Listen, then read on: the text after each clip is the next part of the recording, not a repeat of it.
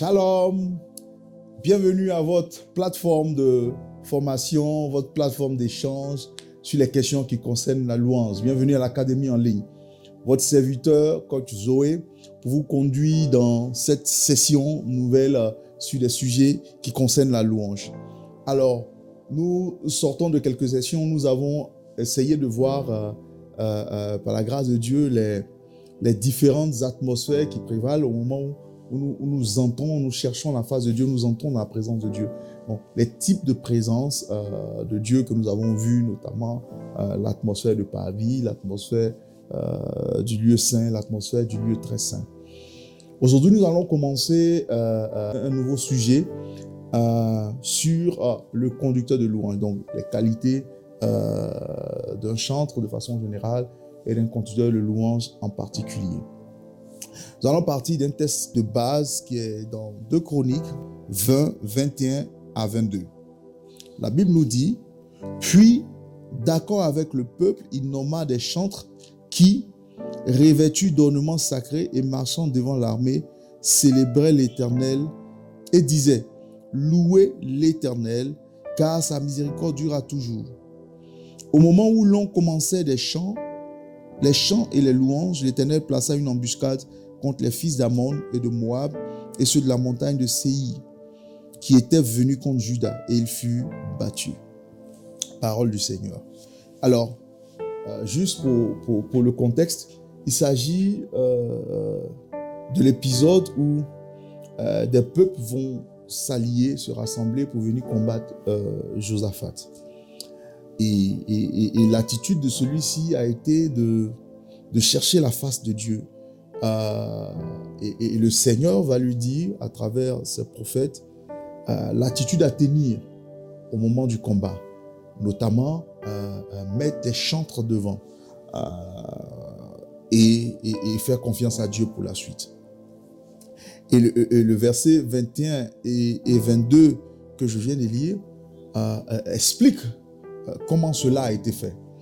Donc, au verset 21, pour revenir là-dessus avec précision, au verset 21, la Bible dit « Puis d'accord avec le peuple, il nomma des chantres qui, revêtus d'ornements sacrés et marchant devant l'armée, célébraient l'Éternel et disaient « Louez l'Éternel, car sa miséricorde dure à toujours. » Alors, nous allons prendre ce verset-là, donc 2 Chroniques 20, à partir du verset 21, pour essayer de voir, par la grâce de Dieu, quelques qualités d'un chantre de façon générale et d'un conducteur de louange. Puisqu'ici, les chantres qui ont été choisis avaient pour rôle de conduire tout le peuple de Dieu, de conduire l'armée dans ce combat-là. La Bible dit quelque chose qui est important au verset 21. La Bible dit « Puis, d'accord avec le peuple » ou « en accord avec le peuple ». C'est-à-dire, Dieu dit que pour aller en bataille, pour aller en guerre, il faut qu'on mette des chantres devant. Ok, ça c'est l'instruction de Dieu. Mais dans les faits, cela va se faire en consultant le peuple.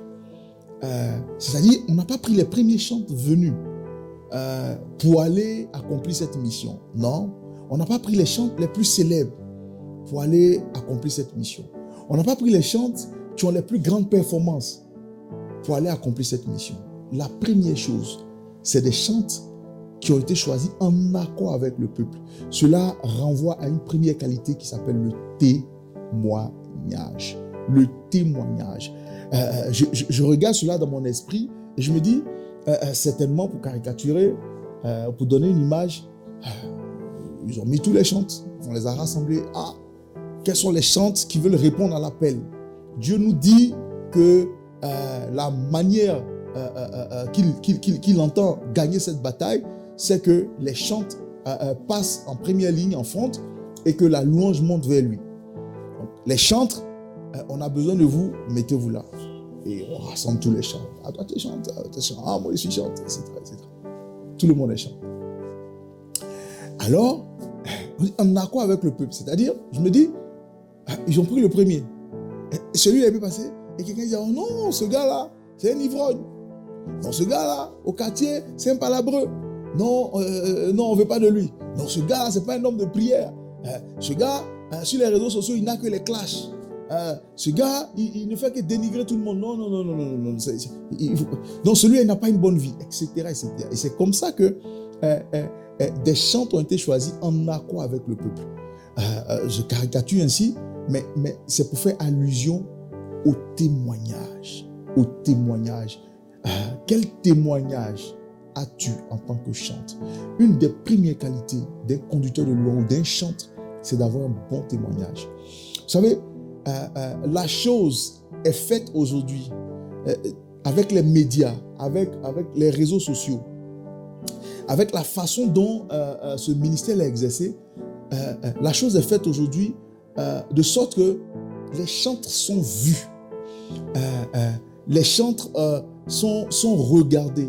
Les chants sont comme, on va dire, la vitrine de la louange. Les gens regardent la louange à Dieu à travers les chantres. De sorte que un scandale autour d'un chantre aurait plus d'impact qu'autre chose. Est facilement vu. Oui, vous êtes à l'église, mais vous êtes regardé. Vous êtes à l'église, mais vous êtes vu, vous êtes suivi. Le monde vous regarde. Et ce ministère-là est tel que les gens ont envie de s'identifier à vous. Ils ont envie de se rapprocher de vous. Et ça se voit quand vous regardez les réseaux sociaux, vous verrez des vidéos où vraiment l'entrée sur scène de chante crée l'émoi. C'est tout à fait normal. C'est tout à fait normal. Mais ça doit vous faire réaliser plutôt. Je le dis pour que vous puissiez, ou que nous puissions réaliser alors l'importance de faire attention à notre témoignage. Si, de par notre ministère, on draine toute une foule, c'est pour dire que de par quelque chose qui viendrait entacher notre témoignage, on a immédiatement l'ampleur ou la dimension du caractère nocif de ce qui vient salir notre témoignage. Cela est très, très, très important d'avoir un très bon témoignage. Avoir un très bon témoignage. On dit, oh non, on prend ce chant-là. Non, ce gars-là, il se prend trop. Souvent, la célébrité ou la façon dont Dieu nous utilise nous monte à la tête. On n'a plus de respect pour nos leaders spirituels. On n'a plus de respect pour nos pères spirituels. Il y a des chants qui, à cause de la célébrité, ils n'appartiennent plus à une église, alors que basiquement, le ministère des chants est lié à un autel. Le ministère des chants est lié à un autel. Ce n'est pas lié à des spectacles. C'est d'abord lié à un autel où on exerce. C'est extrêmement important de le savoir. Il suffit juste de partir à l'origine du service des chants on va dire dans l'église ou dans la tente quand David le faisait.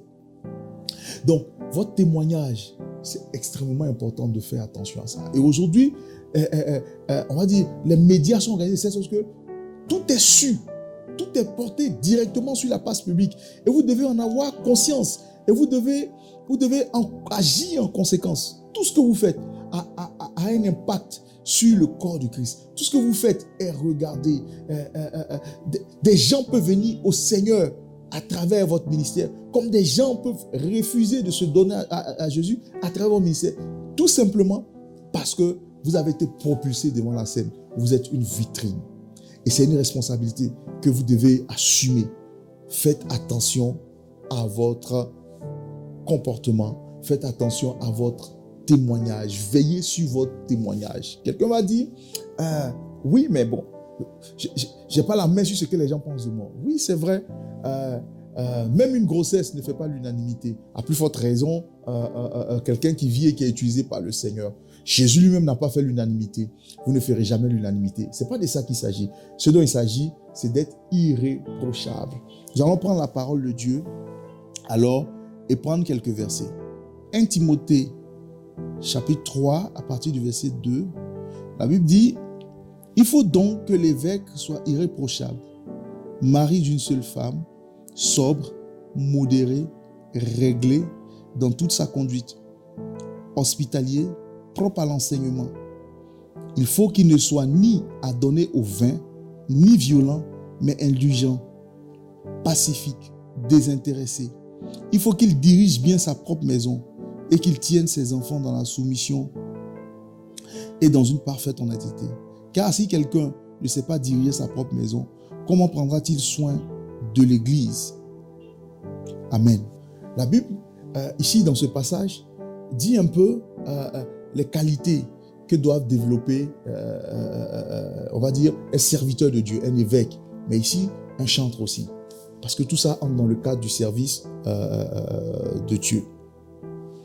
Premièrement, il faut qu'il soit irréprochable. Aujourd'hui, il y a beaucoup trop de chantres qui sont dans des scandales, à tort ou à raison, et souvent à tort. Mais la Bible dit que si un scandale doit arriver, malheur, par qui cela arrivera. Ce n'est pas une affaire de oui, j'ai raison ou j'ai pas raison. Ce n'est pas une affaire de oui, je suis justifié ou pas. C'est une affaire de ça ne doit pas venir par moi. Le malheur est pour celui par qui ça vient. Même s'il a raison, même s'il pense avoir raison, même s'il pense le faire de façon légitime. Il faut éviter les scandales. Il faut être sobre, modéré, ni à donner au vin, et puis marié à une seule femme. Aujourd'hui, l'une des plaies qui mine ce monde, cet environnement de chante, c'est aussi l'impudicité, le péché du sexe, que le diable utilise très souvent pour faire tomber beaucoup. Mais il faut rester focalisé. Il faut rester focalisé. Il faut toujours rester dans la dynamique de rester irréprochable. En général, le conseil que nous ont donné nos pères dans des situations complexes, dans des situations ambiguës, c'est de se poser la question, à ma place, là maintenant, qu'est-ce que Jésus aurait fait? Je pense que le Saint-Esprit en nous a toujours réponse à cette question-là. Et si nous écoutons, nous pourrons bien sûr nous sortir des situations qui vont porter atteinte à notre témoignage. J'ai vu aussi dans certaines églises locales des chantres qui ne se sentent concernés par rien du tout que par le fait de chanter. C'est une erreur grave. Des chantres, c'est juste son talent, il est batteur, il est bassiste, il est soliste, ou bien il est lead vocal, conducteur de louange, etc. C'est tout ce qui l'intéresse. Et j'ai vu des cas où, au moment où on va passer à la prédication, tous les chants sont dehors. C'est un mauvais témoignage, parce que vous êtes en train de banaliser la chose qui concerne Dieu, la chose sacrée. Vous êtes en train de la désacraliser. Et ce n'est pas une bonne attitude. Dans les églises, le groupe musical, quand il y a un désordre qui doit venir, le plus souvent, c'est pas le groupe musical. Des groupes musicaux que j'ai suivis, une inconscience pas possible de ce qui concerne l'impudicité. Un tel était le copain de celle-là, mais depuis quelque temps, ils ne sont plus ensemble, donc il s'est remis avec celle-là, qui maintenant est avec celui-ci. Je voudrais attirer notre attention là-dessus.